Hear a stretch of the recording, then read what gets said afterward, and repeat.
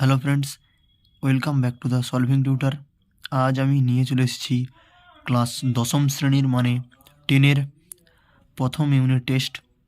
তো আজ আমরা জিওগ্রাফি মানে ভূগোলের অনেস্ট ইউনিট টেস্টের 1-এর স্কুল, 2-এর স্কুল, 3-এর স্কুল ও 4-এর স্কুল করব। তো দেখে নিই তাহলে। তো আজকের আমাদের জিওগ্রাফির অনেস্ট ইউনিট টেস্টের প্রথম 1-এর স্কুলে বলা হয়েছে 1-এর 1 ট্রান্স হিমালয়ের সর্বোচ্চ শৃঙ্গটি হলো, এটা হবে লিও পার্গেল।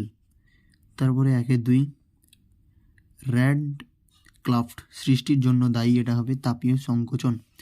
তারপরে 1-এর 3 2017 সাল থেকে হিমাচল প্রদেশের শীতকালীন রাজধানী হয়েছে ধরমশালা। তারপরে দাদরা ও নগর হাভেলি এর রাজধানী, এটা হবে সিলভাসা। তারপরে 1-এর 5 গঙ্গা যমুনা দোয়াব অঞ্চলে প্রাচীন পলি সমৃদ্ধ অঞ্চল হলো ভাঙ্গর।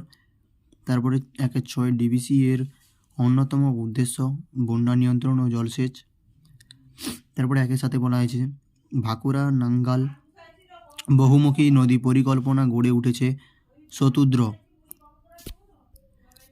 তারপরে বলা হয়েছে 1-এর 8 অলকানন্দা ভাগীরথীর সঙ্গে মিলিত হয়েছে, এটা হবে দেবপ্রয়াগে। তো 2-এর দাগের আমরা শর্ট কোশ্চেন দেখে নিই। 2-এর দাগের শর্ট কোশ্চেনে প্রথমে 1-এর 1 বলা হয়েছে পৃথিবীর বৃহত্তম উপত্যকা হিমবাহের নাম হুবার্ড। তারপরে 1-এর 2 মরু অঞ্চলের অবশিষ্ট পাহাড়কে বলে ইনসেলবাজ। 1-এর 3 জলপ্রপাতের নিচের কূপকে বলা হয় প্লাঞ্জ পুল। 1-এর 4 তরবারির ন্যায় বালির শৈলশিরাকে বলে শিব। তারপরে 1-এর 5 ভারতে অবস্থিত হিমালয়ের সর্বোচ্চ শৃঙ্গটি হলো, এটা হবে কাঞ্চনজঙ্ঘা। তারপরে 1-এর 6 ভারত ও পাকিস্তানের মধ্যবর্তী সীমারেখা হলো, এটা হবে রেড ক্লিফ লাইন। তারপরে 1-এর 7 বিন্ধ্যা ও সাতপুরা পর্বতের মধ্যবর্তী গ্রস্ত উপত্যকার মধ্য দিয়ে প্রবাহিত হয়েছে, কদ্দাগে হবে নর্মদা। তারপরে 1-এর 8 আম্র বৃষ্টি দেখা যায়, এটা হবে দক্ষিণ ভারতে। 3-এর শর্ট কোশ্চেনগুলো দেখে নিচ্ছি আমরা।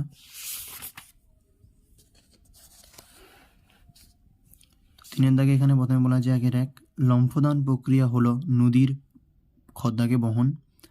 তারপরে অর্ধচন্দ্রাকৃতি বালিয়াড়িগুলির নাম হলো বারখান। তারপরে পাখির পায়ের মতো আকৃতির বদ্বীপ দেখা যায়, এটা হবে কদ্দাগে মিসিসিপি নদীতে।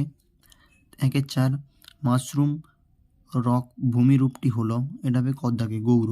তারপরে 1-এর 5 পক প্রণালী ভারতকে যে প্রতিবেশী দেশ থেকে বিচ্ছিন্ন করেছে তা হলো শ্রীলঙ্কা।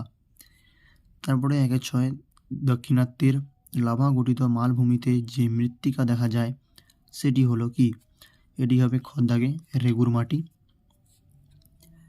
তারপরে চিরহরিৎ 1-এর 7 চিরহরিৎ বৃক্ষ দেখতে পাওয়া যায়, এটা হবে কদ্দাগে পশ্চিম ঘাট পর্বতের পশ্চিম ঢালে। তারপরে 1-এর 8 লাদাখ কেন্দ্রশাসিত অঞ্চলের রাজধানী হলো, এটা হবে ঘদ্দাগে লে হবে। তারপরে আমরা 4-এর স্কুলটা দেখে নিচ্ছি। তো 4-এর স্কুলে আমাদের বলা হচ্ছে 1-এর 1 বিকল্পগুলি থেকে সঠিক উত্তরটি নির্বাচন করো। 1-এর 1 যে প্রক্রিয়ায় ভূমিভাগের উচ্চতা বৃদ্ধি ঘটে তা হলো আরোহণ। 1-এর 2 যে নদীর মোহনায় পাখির পায়ের মতো বদ্বীপ দেখা যায় তা হলো মিসিসিপি। তারপরে 1-এর 3 পৃথিবীর দীর্ঘতম মহাদেশীয় হিমবাহের নাম, এটা হবে ল্যাম্বার্ট। তারপরে 1-এর 4 আরবি শব্দ সিফ এর অর্থ, এটা হবে কদ্দাগে তরবারি। তারপরে 1-এর 5 দক্ষিণ ভারতের দীর্ঘতম নদীর নাম, এটা হবে গোদাবরী। তারপরে 1-এর 6 ত্রিপুরা রাজ্যের রাজধানী হলো আগরতলা। 1-এর 7 ভারতের সর্বোচ্চ পর্বতশৃঙ্গের নাম, এটা হবে কাঞ্চনজঙ্ঘা। তারপরে 1-এর 8 উপকূলীয় পরিবেশে জন্ম লাভ করে, এটা হবে ঘদ্দাগে ম্যানগ্রাভ উদ্ভিদ। দেখে নাও।